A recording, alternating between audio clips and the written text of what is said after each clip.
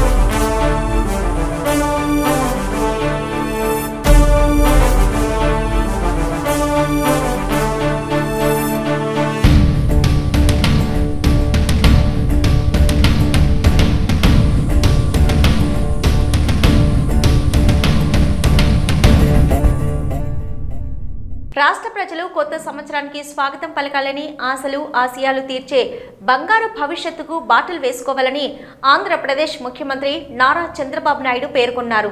రాష్ట్ర ప్రజలు, తెలుగుదేశం పార్టీ శ్రేణులు రాష్ట్ర పునర్నిర్మాణానికి అంకితం కావాలని పిలుపునిచ్చారు.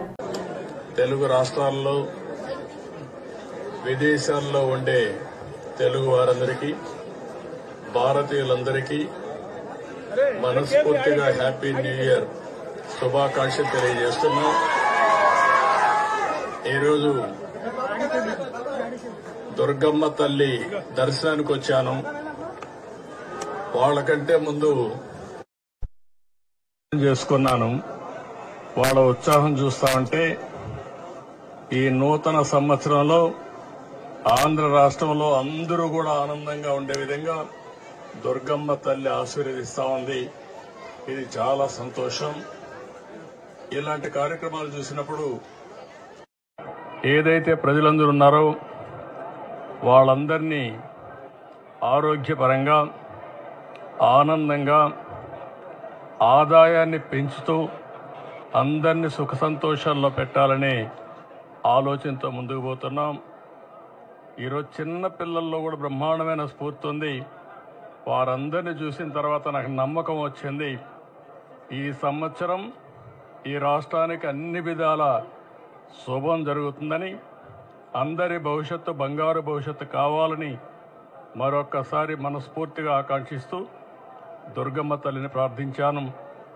ఈ సంవత్సరం నుంచి తెలుగు వారికి అన్ని జయాలే ఉండాలని మనస్ఫూర్తిగా ఆకాంక్షిస్తూ మరొక్కసారి అందరికీ అభినందనలు, ధన్యవాదాలు, శుభాకాంక్షలు. Thank you. AP CM Chandrababu Vijayawada ఇంద్రకీలాద్రిపై కొలువైన కనక దుర్గమ్మను దర్శించుకున్నారు. అంతకుముందు అర్చకులు, సిబ్బంది ఆయనకు పూర్ణ కుంభంతో స్వాగతం పలికారు. దర్శనం అనంతరం పండితులు ఆయనకు వేద ఆశీర్వచనాలిచ్చారు, తీర్థ ప్రసాదాలను అందజేశారు. నూతన సంవత్సరం సందర్భంగా భారీగా భక్తులు తరలివచ్చి జగన్మాతను దర్శించుకుంటున్నారు. దర్శనం అనంతరం సీఎం చంద్రబాబు మీడియాతో మాట్లాడారు. తెలుగు రాష్ట్రాలతో పాటు విదేశాల్లో ఉన్న భారతీయులందరికీ నూతన సంవత్సర శుభాకాంక్షలు తెలిపారు. దుర్గమ్మను దర్శించుకోవడం సంతోషంగా ఉందని చెప్పారు. అమ్మవారి ఆశీస్సులు ప్రజలందరిపై ఉండాలని ప్రార్థించినట్లు వివరించారు. ఈ ఏడాది అన్నిటా శుభం జరుగుతుందని విశ్వసిస్తున్నట్లు పేర్కొన్నారు. అందరికీ ఆదాయం పెరిగి సుఖ సంతోషాలతో ఉండాలని ప్రార్థించినట్లు చంద్రబాబు చెప్పారు.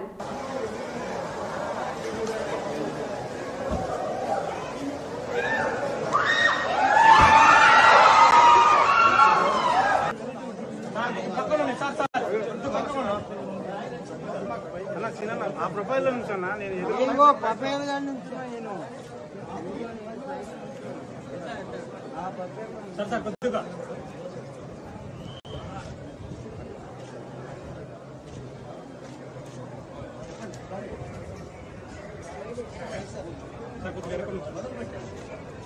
దేవాది విభాగా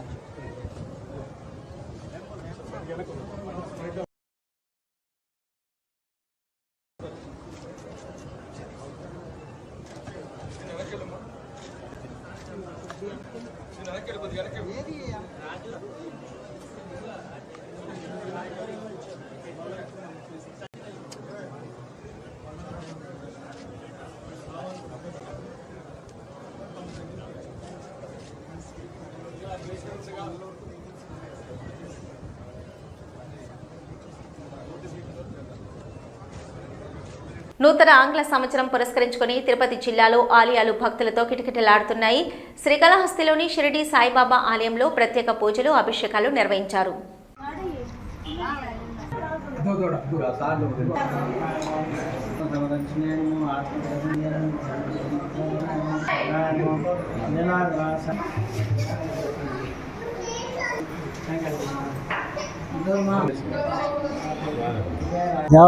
దేవాలయంలో షిరిడి సాయిబాబా దేవాలయంలో చెన్నై రోడ్లో కలిసి షిరిడి సాయిబాబా దేవాలయంలో భక్తులు వచ్చేసి బాబా గారిని దర్శించుకున్నారు.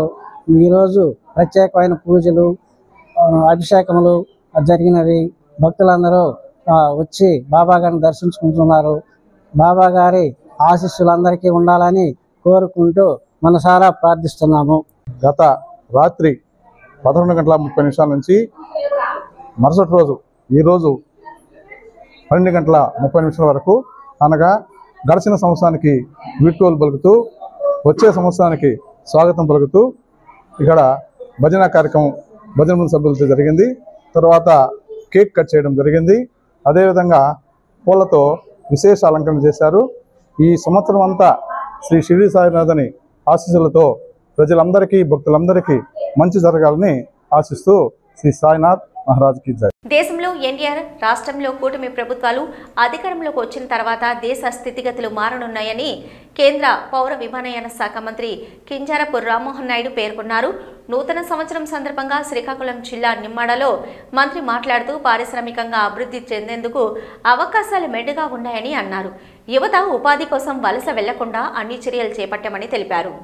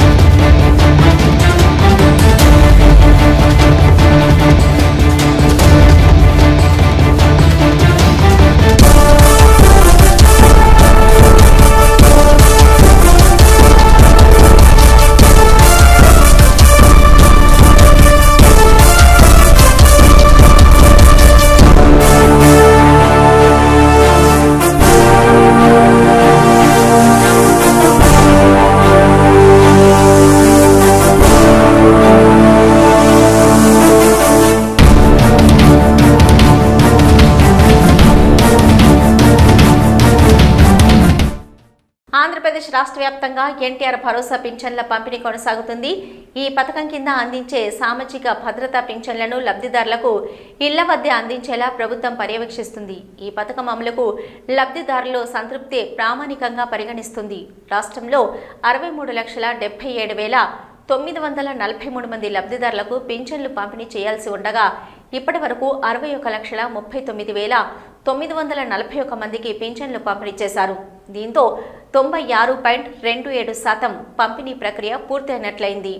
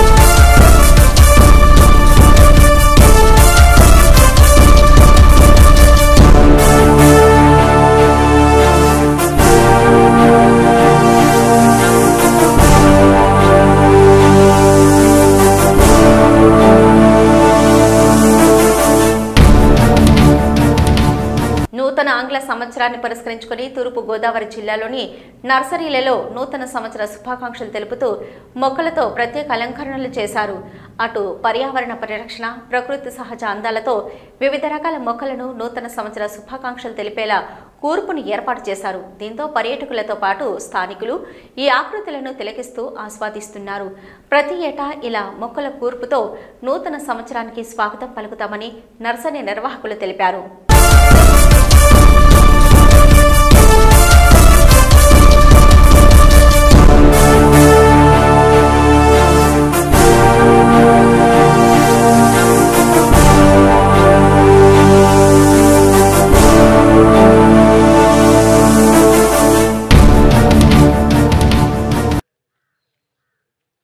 ఎందుకంటే మొక్కల్లో పెట్టి పెరిగాం. ఇందులో ఏంటంటే ఈ మొక్కల ద్వారాగా ఈ కూర్పుని ఏర్పాటు చేసి నూతన సంవత్సరానికి ఇలా వెల్కమ్ చెప్పడం, తర్వాత ఈ కూర్పుని ఇలాగా తయారు చేయడం అనేది మాకు ఎప్పటి నుంచో ప్రతి సంవత్సరం మేము పెడతానే వచ్చాం. అలాగే ఈ సంవత్సరం కూడా అందరికీ కలిసి రావాలని, అందరికీ ఆరోగ్యాలు ఇవ్వాలని, మన దేశం యొక్క అభివృద్ధి ఇంకా ముందు జరగాలని, అందరూ కూడా శాంతిగా భద్రతను ఉండాలని కోరుకుంటూ ఈ నూతన సంవత్సరాన్ని ఇలాగా మొక్కల ద్వారాగా ఏర్పాటు చేసి అందరికీ విషెస్ తెలియజేయడం జరుగుతుందండి. ఇందులో alternanthera red, alternanthera white, green, yellow, ఆర్చిపోలియో బ్లాక్ మరియు మ్యాండోగ్రాస్ రకాలను యూజ్ చేసి సుమారు 6 రోజుల పాటు 6 కూలీలని 4 రోజుల పాటు శ్రమించి పెట్టామండి. ఇందులో 82,000 నుంచి 85,000 మొక్కలు సుమారు యూజ్ చేసాం. సో ఈ కూర్పుని తయారు చేయడానికి ఇంత కష్టపడి ఇలా చేయడానికి మాకు ముందు నుంచి కూడా 3 నెలల ముందు నుంచి కూడా ప్రిపరేషన్ అంటూ స్టార్ట్ అవుద్ది. శ్రీ సత్యసాయి జిల్లా పుట్టపర్తిలోని ప్రశాంతి నిలయంలో ఆంగ్ల నూతన సంవత్సర వేడుకలు ఘనంగా జరిగాయి. సాయి కుల్వంత్ సభా మందిరంలో నిర్వహించిన కార్యక్రమంలో పెద్ద ఎత్తున భక్తులు పాల్గొన్నారు. ఈ వేడుకలలో ప్రముఖ సినీ తార సాయి పల్లవి కూడా పాల్గొన్నారు. After all, it is he who knows me inside and out. Something that you truly love. Dhruva, my child. Nothing is hidden from God's omniscience. Ashwathama Hatha. Pranams to you, O mighty ocean. And devotion for me shines brighter. Shri Ramachandrudu vachadura, hoy Sitamma tallito vachadura. Now I know my new year resolution. You had the courage to speak the truth and take accountability for what happened.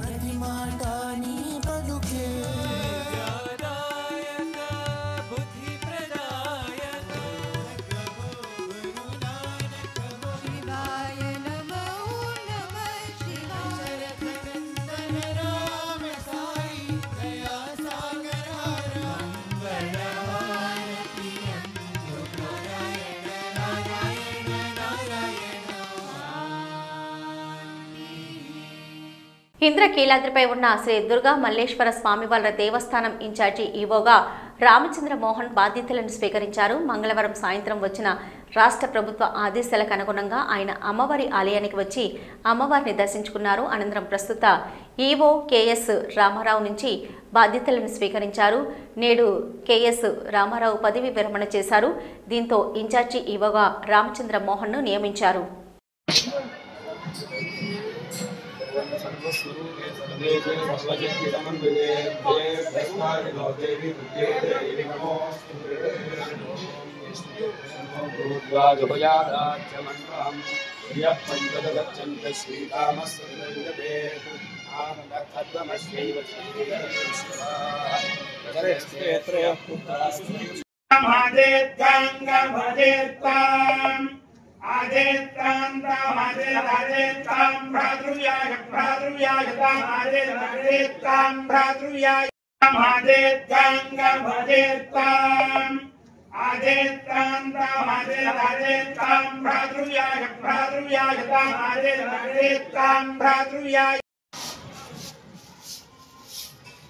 శ్రీరామచంద్రుడు వనవాస కాలంలో సీతా లక్ష్మణ సమేతుడై నడయాడిన పుణ్యక్షేత్రంగా దక్షిణ అయోధ్యగా కీర్తిస్తున్న భద్రాచలంలో ముక్కోటి వైకుంఠ ఏకాదశి ప్రయుక్త అయోధ్యనోత్సవాలు రేపటి నుంచి ప్రారంభమవుతున్నాయి. రేపటి నుంచి జనవరి 10 వరకు అధ్యయనోత్సవాలు, జనవరి 21 నుంచి 23 వరకు విలాస ఉత్సవాలు, జనవరి 26న స్వామివారికి విశ్వరూపం జరపనున్నారు.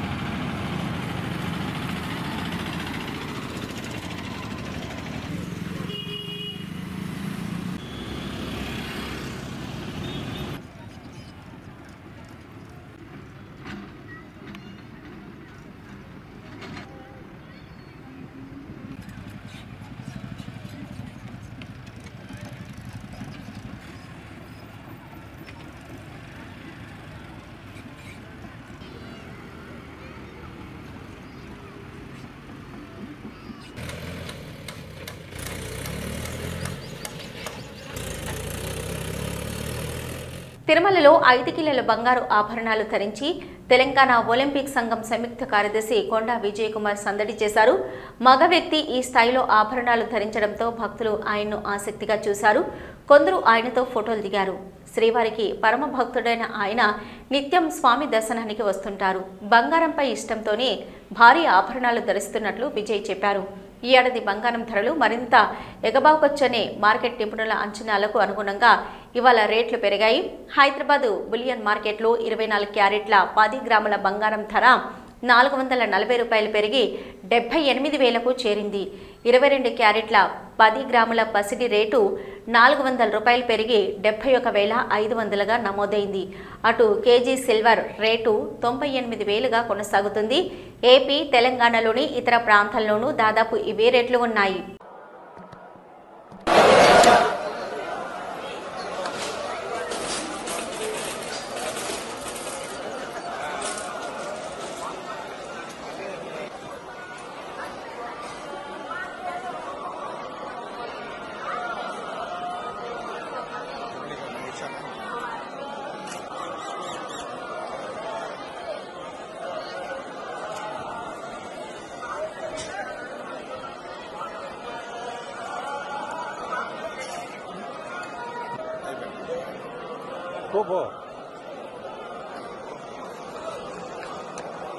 దేశంలోని ప్రసిద్ధ ఆలయాలకు భక్తులు పోటెత్తుతున్నారు. 2024లో చివరి రోజును భగవత్ సన్నిధానంలో గడిపేందుకు తండోపతండాలుగా వెళ్తున్నారు. పనిలో పనిగా 2025లో తొలి రోజును దేవుడి ఆశీర్వాదాలతో ఆరంభించనున్నారు. అయోధ్యలోని బాలరాముడి భవ్య మందిరం శ్రీ విశ్వ విరాట్ విజయ రాఘవ ఆలయంలో ఆఖరి హారతిని వేలాది మంది దర్శించుకున్నారు. ఇక పూరి జగన్నాథుడి కోవెల భక్తులతో కిటకిటలాడుతుంది. అక్కడ ప్రత్యేక పూజలు జరుగుతున్నాయి.